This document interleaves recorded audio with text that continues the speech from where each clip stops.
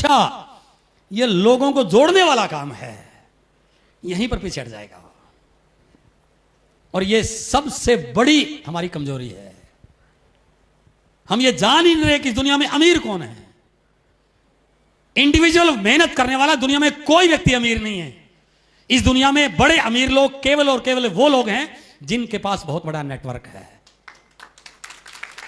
But हमने आज तक किसी और का नेटवर्क बनाया, किसी और के नेटवर्क को बड़ा किया, क्योंकि हमारे पास अपना नेटवर्क बनाने का कोई मौका ही नहीं मिला। हमें तो अपने दोस्तों को, रिश्तेदारों को, पड़ोसियों को, जान पहचान वाले लोगों को किसी और के नेटवर्क में बड़ा करने के लिए डाला।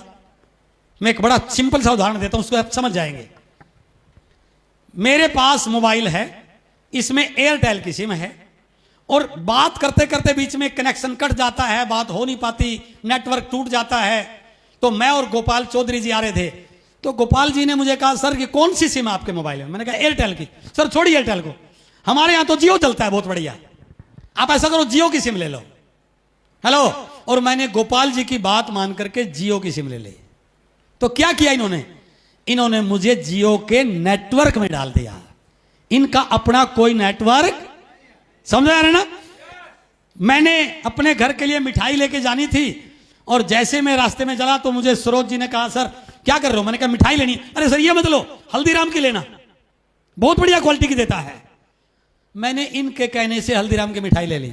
क्या किया इन्होंने मुझे हल्दीराम के नेटवर्क में, क्योंकि इनके पास अपना कोई नेटवर्क। हेलो, मुझे जूते लेने थे, तो एक साथी ने कहा सर बाटा के लो, बाटा बहुत बढ़िया कंपनी है। तो क्या किया उसने? मुझे बाटा के नेटवर्क में डाल दिया।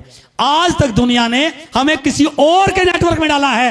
यह दुनिया का 8वां अजूबा है जहां पूरी हिंदुस्तान को अपने नेटवर्क में डाल सकते हैं। कितनी बड़ी बात है ये।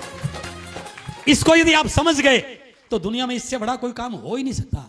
और जितने लोगों में नेटवर्क बनाया आज तक, उन्होंने खुद करोड़ों रुपए लगाए, तब नेटवर्क बनाने का अधिकार मिला। हम यहां कुछ लगाने नहीं, कंपनी ने हजारों करोड़ लगा रखे हैं, उसके डिस्ट्रीब्यूटर सब लेनी है, और कंपनी ने आगे हमें राइट दे रखा कि आप भी अपना नेटवर्क आगे बना सकते हैं। तो ये जो विषय है ना, सबसे बड़ा विषय ये है कि आरसीएम केवल हमें प्रोडक्ट बेचना नहीं सिखाता, केवल प्रोडक्ट खरीदते नहीं है। आरसीएम हमें अधिकार देता है कि आप भी अपना नेटवर्क बना सकते हैं इन 500 से ज्यादा प्रोडक्ट का। और केवल ये नहीं, कल को जो भी आएगा वो हमारे नेटवर्क में तो आएगा। हेलो, कल को कोई कार लॉन्च हो जाए दुनिया, क्योंकि नेटवर्क आपने बना रखा है, कोई कार खरीदेगा, पीवी किसका बनेगा? आपका, है ना? कल किसी पेट्रोल पंप से, किसी ऑयल कंपनी से टाई अप हो जाए, लोग तेल डलवाएंगे, नेटवर्क आपका बना हुआ है, तो पीवी किसका बनेगा? तो नेटवर्क की ताकत समझिए सर, यही सबसे बड़ी ताकत है। और आम व्यक्ति इसी ताकत को समझ नहीं पाता है, और वो इस बात में उलझ जाता है कि मुझे लोगों को जोड़ना पड़ेगा। अरे लोगों को नहीं जोड़ना है, आपको नेटवर्क बनाना है। नेटवर्क की ताकत समझ रहे हैं आप? और इस दुनिया में अमीर बनना है तो आज एक बात नोट कर लो, आप शारीरिक मेहनत करके कभी अमीर नहीं बन पाओगे, आप नेटवर्क बना के अमीर बन सकते हैं। इसलिए नेटवर्क बनाइए, अपने नेटवर्क को बड़ा कीजिए, प्लान दिखाइए, प्लान दिखाने वाले लोगों की संख्या बड़ा कीजिए। केवल मधुबनी तक सीमित मत रहिए, पूरे इंडिया में नेटवर्क बनाइए। जिसका जितना बड़ा नेटवर्क, उसका उतना बड़ा लेवल, उसका उतना बड़ा वॉल्यूम, उसकी उतनी बड़ी टीम, उसकी उतनी बड़ी इनकम। आज मैं आपके बीच में यदि कुछ हूं तो इस वजह से नहीं मैं कुछ बड़ा हूं, नो, मेरा नेटवर्क बहुत बड़ा है।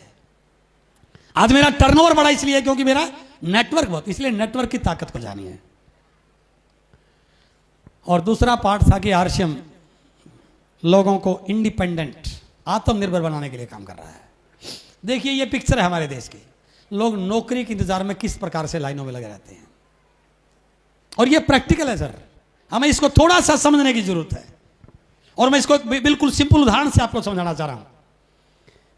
आपके बच्चे ने इस साल ग्रेजुएशन किया, बहुत अच्छे नंबरों से पास हुआ,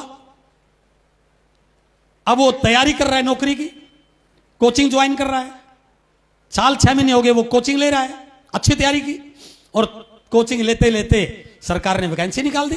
अखबार में आया कि इस पोस्ट के लिए 100 लोगों की जरूरत है, तो एप्लीकेशन धड़ाधड़ भरी गई, और एप्लीकेशन लाखों जाएंगी, और जब लाखों एप्लीकेशन जाएंगी, आपके बेटे ने भी एप्लीकेशन भर दी, और 6 महीने 1 साल के बाद एग्जाम हुआ, 6 महीने 1 साल के बाद रिजल्ट आया, और जब रिजल्ट आया तो उस बच्चे का नंबर नहीं आया, क्योंकि लाखों बच्चे थे, पोस्ट थोड़ी सी थी, तो बच्चा बड़ा मायूस हुआ और आपने कहा बेटा क्यों मायूस हो रहा है, कोई लास्ट वैकेंसी थोड़ी है, फिर आ जाएगी और तैयारी कर।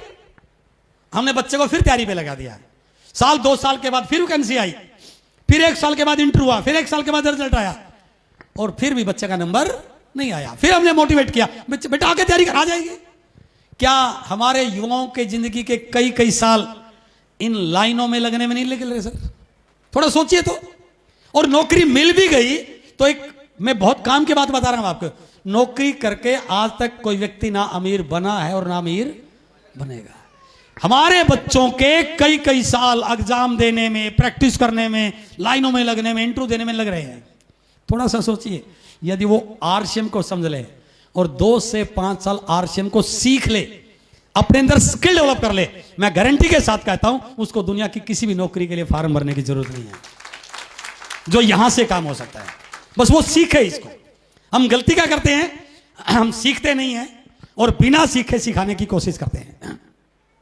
ये जो पार्ट है ना, इस पार्ट को थोड़ा सा समझिए ध्यान से कि हम यदि आरसीएम को समझें, आरसीएम के प्रोडक्ट को जान लें, नेटवर्क की ताकत को जान लें, डायरेक्ट सेलिंग को समझ लें, तो यहां पर बहुत बड़ा काम किया जा सकता है।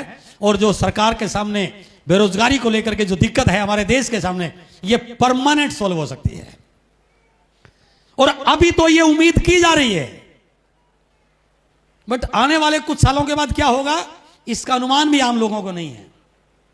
ऑक्सफोर्ड यूनिवर्सिटी के डाटा के अनुसार आने वाले 10 सालों में 45% लोग जॉबलेस हो जाएंगे। अभी हमारे देश के लगभग 25-30 लाख लोग ऐसे हैं जो कहीं ना कहीं कॉल सेंटर पर लगे हुए हैं। उनका काम है, कोई क्वेरी आई, कस्टमर केयर को बोल सकते हैं, हर कंपनी का है, उनका काम है कोई क्वेरी आई, उसको सुना और उसका रिप्लाई किया, यही तो काम है। इसी से उनकी नौकरी बची हुई है। अब क्या मान रहे हैं, ये तो अगले 1-2 साल में हो जाएगा। किसी भी कॉल सेंटर पे कोई व्यक्ति नहीं होगा, वहां एआई बोल रहा होगा, बस रोबोट बात कर रहा होगा। 1-2 साल में ये लाखों नौकरियां तो खत्म होने वाली हैं और उसका जो जवाब होगा वो आदमी से बहुत बेहतर होगा, उसके पास डाटा बहुत परफेक्ट होगा, वो आप गुस्सा नहीं करेगा, आपको तो उसका लड़ाई कर लो उसका, वो गुस्सा नहीं करेगा। तो ये स्थिति धीरे धीरे बन रही है। फैक्ट्रियों में हजारों कर्मचारी काम कर रहे हैं। अब क्या मान रहे हैं ये ऐसा चलेगा? नो, ऐसी ऐसी मशीनें आ चुकी हैं जहां आदमी की जरूरत ही नहीं है। सिर्फ आदमी 2 जगह चाहिए, जहां से उस मशीन ने रॉ मटेरियल लेना है उसको कमांड देने के लिए एक आदमी चाहिए, और जहां एट लास्ट वो प्रोडक्ट फाइनल बन के निकलेगा वहां पर वो चेक कर पाए कोई एरर तो नहीं है, बीच में कहीं भी आदमी की जरूरत नहीं होगी। तो बताइए नौकरियां घटेंगी या बढ़ेंगी? घटेंगी। कार, ड्राइवरलेस कार आ चुकी है सर, और वो परफेक्ट है। ड्राइवर को झपकी आ सकती है, नींद आ सकती है, वो फोन पे बात कर सकता है, बट वो मशीन नहीं सो सकती। तो नौकरियां बढ़ने वाली नहीं है, घटने वाली हैं।